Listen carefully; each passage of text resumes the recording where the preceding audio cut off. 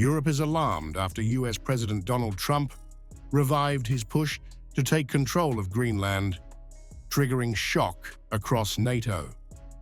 Dutch PM-elect Rob Jetten calls it a wake-up call, urging Europe to stop depending blindly on Washington.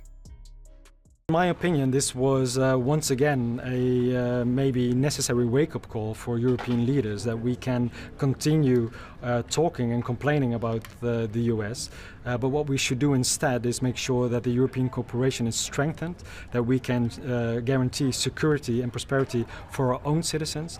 So one of my first things that I will do as soon as I'm in office is talk to my colleagues in Europe to see what role the Dutch can play again in strengthening the European cooperation.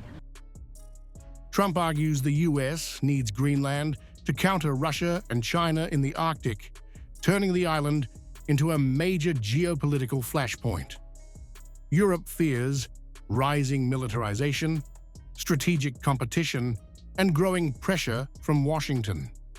Trump recently scrapped threatened tariffs on European states, seen as leverage linked to Greenland. Jetten says Europe must guarantee its own security and prosperity through deeper defense cooperation.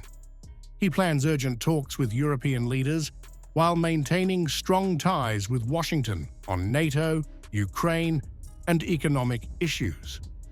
But Europe's trust in American predictability is visibly eroding.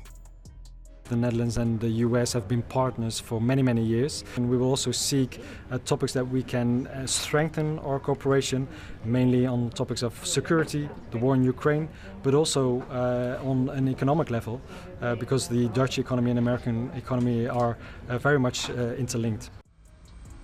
The incoming Dutch government has pledged billions for defense and long-term military aid to Ukraine.